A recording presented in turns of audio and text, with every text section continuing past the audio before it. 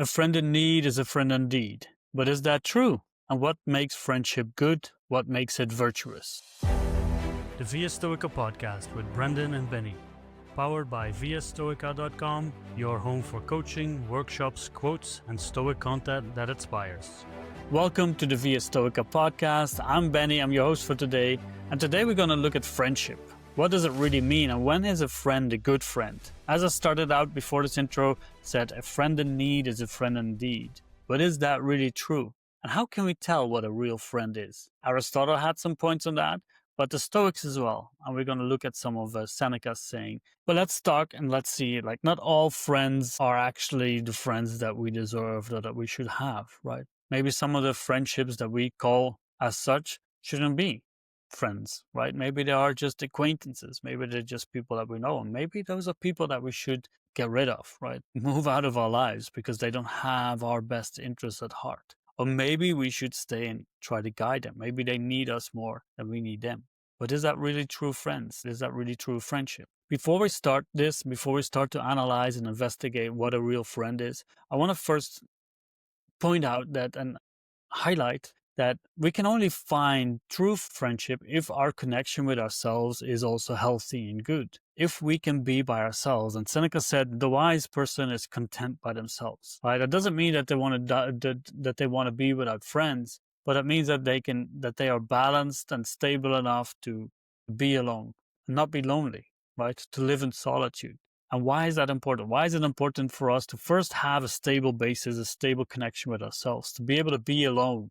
Because when we are not able to be alone and when we feel that need for someone else to make ourselves whole, to make our life complete, we might jump into relationships, into friendships without really looking at the value and at what they are and who they are for us. That desperation might make us make decisions that we shouldn't be, right? That go into toxic relationships and relationships that are just simply not good for us. But if we can take a step back, if we are able to be alone for a while, if we are able to just sit and be comfortable and be at peace with ourselves, then we can objectively look at people, right? We can objectively look at who they are, what they mean to us, what connection, what type of friends they actually are. It doesn't mean that we should just shun all the other people if they don't meet all the highest criteria, and probably those people don't really exist because we're not the sage. We're not perfect. We make mistakes. We do things that other people might judge, like, what are you doing here? Or they might question what we're doing. But at least we can make that better analysis if we are more comfortable and at peace from ourselves. So in order to really judge the right kind of friendship, right? The right kind of connection that we're making, we need to have that with ourselves first. So that's the first step, right? Before we talk about anything else, before we talk about what friends are and who the good friend is, we need to make sure that we are at the right place. And Seneca has, in one of his letters, he makes a strong point at this, right? Before we get there, I mentioned that first quote about the wise persons being content by themselves, but not that they choose that, right? We are social human beings, and Stoicism is a very social philosophy. Right?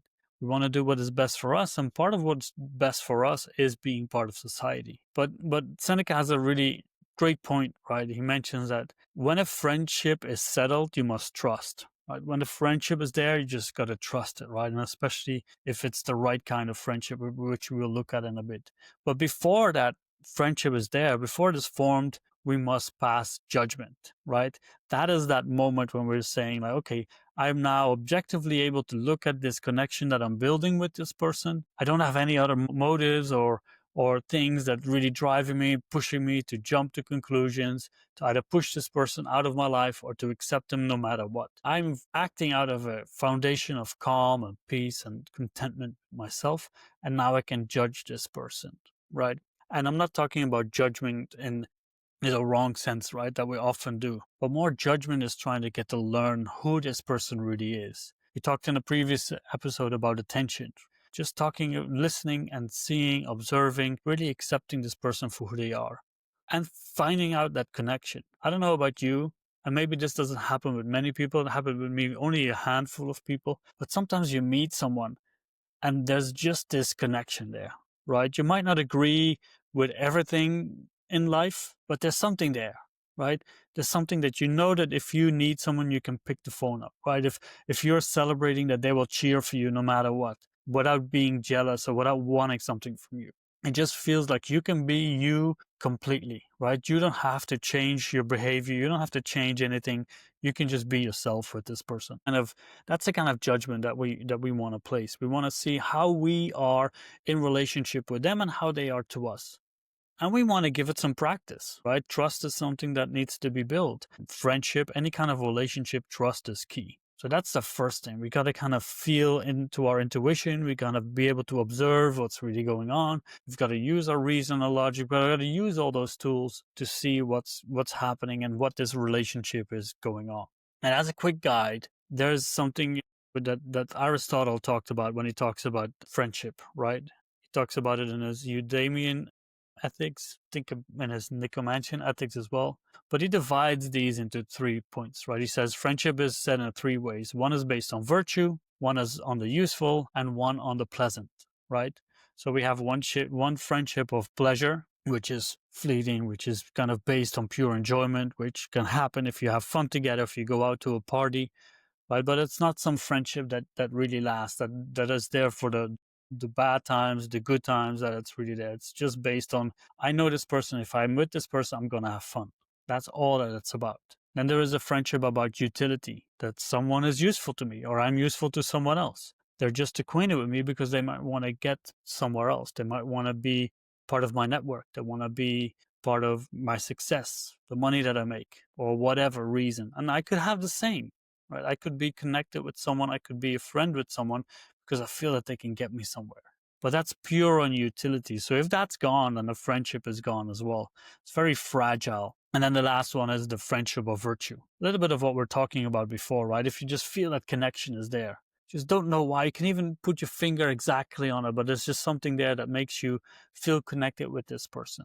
You can be yourself. You can trust that person. You can say whatever is on your mind without them judging you. And they can hold you accountable for your actions, right? They can say, hey, this isn't the right kind of action. And that's the kind of friend that you need. But they won't place judgment on you as like, oh, this person is bad, or talk behind your back. No, they would just tell you honestly, straight to your face, like, what you're doing here might not be the best way to do it. What you're thinking here, what you're saying here, be mindful. Or they might cheer you on. Say, hey, this is awesome. This is what you're doing. This is who you are. And they know you because they've paid attention. They've learned who you are. They know exactly who you are. And they don't want anything in return. Neither would you. You would do anything for them. You would help them if they are in need. But you would cheer them on if they're happy. And I think that that's even a bigger sign of friendship. Sometimes people will find a little bit of pleasure when someone is going through something bad. Why? Because you know that, okay, at least I'm doing a little bit better than this person, right? There might not be 100% this unselfish act there. There might be something there. But if you're cheering for someone who's winning, and if you're really there and just like really happy for them, that's even more of a sign that this friendship is true. At least that's how I've experienced it. And if you have experienced it differently, please leave a comment. I would love to learn about how you see this. That would be amazing. So thank you for doing so. But these are the 3 kinds of friendships that we want to be looking at, right? Pleasure, utility, but the key one is virtue.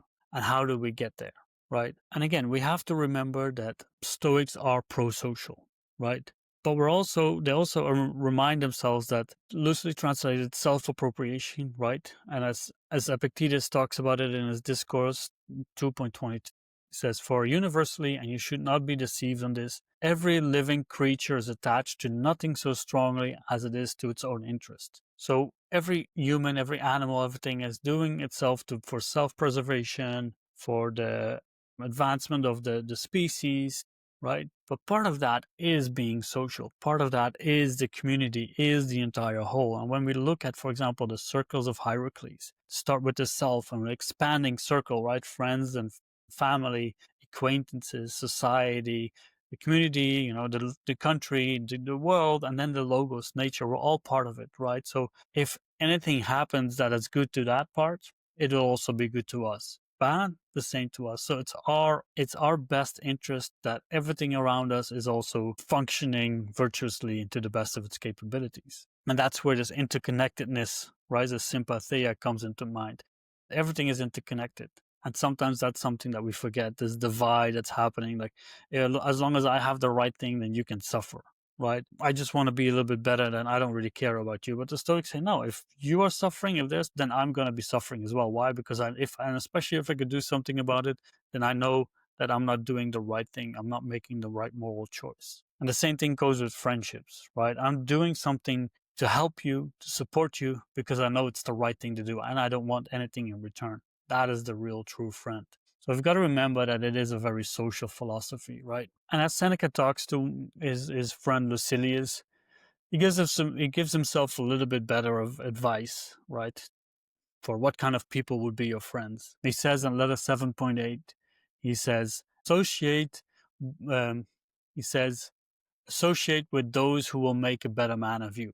Welcome those who you yourself can improve. And this doesn't mean that we should lecture people or examine them. No, we can be the right example, but we can also tell them, as we said before, to hold them accountable, to tell them what they should be doing better in our view, or to at least discuss it, to talk about it. But also those who can teach us something, right?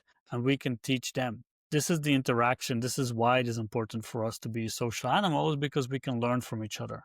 And the right person, the right friend will tell you what's wrong, what's right, and they can, you can learn from them. But more importantly, they are also trying their best, right? We're not perfect. They're also doing their best to live virtuously. So that's why we should really surround ourselves with the people who are living well and are doing their best to do so. And these good friends, they don't always have to be around. Someone who travels a lot like me, it is difficult to be physically present with a lot of these things. And over the time, I've made some choices in my life to be more flexible and be there when I feel like to be there to support a friend and when I feel like I should be there. But as Seneca says in one of his other letters, he says, a friend should be retained in the spirit, such as a friend can never be absent, right? Knowing that the friendship is there, even if it's not physically there, but knowing that those people are there and that they were there, that they have been there. And then when you are there, to be grateful when you get to spend time with them, to really pay attention to them. And that's the spirit that you can take along with you, that you can say, I've had these people in my life, still have maybe, but I've had them in my life and I've given them all my time and my attention. I've been grateful for it. And that's a spirit that you can take along with you, and they've enriched my life, and I hopefully done the same thing for them. So then we can keep them with us, right? They will never leave, and they will always stay with us in spirit, in heart, in our minds, and they will make us a better person. And as we start to wrap this episode up, I also want us to remind that friends and friendships are externals, right? They're preferred and differences. Quote by Seneca, the wise person is content with himself. That still holds true. Yes, we want to pursue friendships. Yes, we want to pursue these connections that we have, but they are preferred in differences. So if they fall away, they shouldn't let us keep us from our peace of mind, right? Then we can still have the capabilities to find new connections, to make new friends. Also honoring those that have gone because they've made us who we are. But we can still continue, right? We can grieve them, but with the right due and time and with temperance, but we can still continue. Change is natural. It always happens. So don't get too stuck up on like, oh, this friend has left me. No, you've had your time with them. They were there. And they can change from those different friendships, right? They can move from one to the other. Maybe for a brief moment of time, this person that you're spending time is the perfect friend, the virtuous friend, and then they change, right? Then the relationship changes. That's perfectly fine. And then we move on, right? But we know that we are capable of doing so, and we can create it again. We can have those connections again. So if you are struggling with people in life, and if you find it difficult to make friends, to keep friends, maybe first start with looking at yourself, looking at how well are you trying to improve yourself. What are you trying to be? What are you trying to do to be a better person? Start looking at that aspect of friendship, of making friends. From there, you can then evaluate the people around you. Maybe distance yourself from some, get closer to others, but really start to look at who the people are that are important in your life, that you want to spend time with, and then giving them your full attention and being grateful when you are there with them, supporting them when they are happy, when they are winning, helping them when they need you, giving them your time and your attention whenever they require so. So again, thank you for listening. If you do struggle with making friends or evaluating who your true friends are, you can always book a free consultation with us on viastoica.com. We can help you set up some guidelines, set up some ways to test it, set up some ways to view it, evaluate it yourself and the friends around you, and make sure to build healthy connections. And if you like this episode, please leave a thumbs up, Leave a comment if you disagree or agree with things or have different views. Please leave those comments. We love to read them. And please feel free to subscribe. But for now, thank you for being here and thank you for your time. Thank you for listening to the Via Stoica podcast. If you have enjoyed this episode, please consider subscribing, rating, and leaving a review. Your feedback will help us reach more like-minded people on the journey to self-improvement. If you want to get in touch with us or find more information, you can go to viastoica.com, your one-stop platform for all things Stoicism and living better. And remember, virtue is the only good.